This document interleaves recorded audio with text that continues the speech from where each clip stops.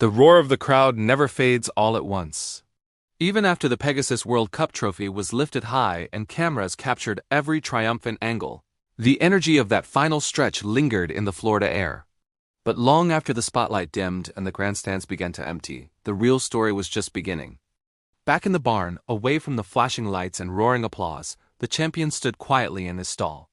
Sweat had dried into salt patterns across his powerful body. His breathing had slowed, steady and deep. The chaos of the racetrack felt distant now. A groom gently rubbed him down, speaking softly, as if thanking him for something greater than victory. Because that's what it was. It wasn't just a win. It was redemption. For months leading up to this moment, critics had questioned whether he even belonged in the field. Some said he lacked consistency. Others believed he would never handle elite competition at this level. His past performances were good, but not dominant. And in horse racing, not dominant often means forgotten. But his trainer remembered something others didn't. He remembered the mornings when the colt trained in near darkness, making powerful strides under a rising sun. He remembered the quiet determination in his eyes, not wild or nervous, but focused. He remembered the setbacks too. A minor injury that delayed his season. A disappointing finish that broke hearts in the stable. There were moments when doubt crept in. Even champions are tested before they are crowned. After one difficult race earlier in the year, the colt returned to the barn defeated. He had led most of the way only to be overtaken in the final seconds. The headlines were harsh. Fades late. Can't finish strong. Not elite. But the trainer didn't yell. He didn't blame. Instead, he placed his hand on the colt's neck and whispered, "We'll come back stronger." And they did. Training intensified, but carefully. Every workout was measured. Every gallop was purposeful. The bond between horse and jockey deepened. They learned each other's rhythm, when to wait, when to push, when to trust. Trust. That was the difference in the Pegasus World Cup. Back in the present, reporters gathered outside the barn, hoping for one more reaction. But inside there was peace. The jockey entered quietly, still wearing traces of dirt on his boots.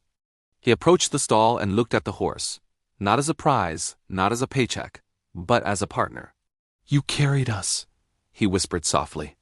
Because in that final stretch, when exhaustion screamed louder than the crowd, it wasn't the whip or the reins that won the race. It was heart. The victory changed everything overnight. Stud farms began calling, offers were discussed. Analysts suddenly called him brilliant and fearless. The same voices that once doubted him now praised his resilience. That is the nature of sport. But inside the stable, nothing truly changed. The colt still needed feed at dawn. Still required careful cooling after training. Still nudged gently for treats from familiar hands. Fame does not change the nature of a horse. What changed was something deeper: legacy. Children watching that race would replay the final stretch in their minds. Young riders would study the timing of that move. Trainers would reference his patience as an example of strategy done right.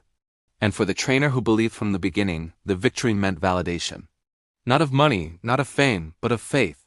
Weeks later, when the excitement had settled and life returned to routine, the champion stepped onto the track again for light training. There were no roaring crowds this time. No $1 million purse. Just the rhythm of hooves on dirt. Steady, strong, confident. He ran with the same power as always, not because cameras were watching, but because running was who he was. And that is the lesson hidden behind trophies. Champions are not made in the spotlight. They are built in silence, in the early mornings, in the moments of doubt, in the quiet promise to come back stronger. The Pegasus World Cup will forever record his name in history books. But those who stood closest to him know something greater. The $3 million purse was never the true prize.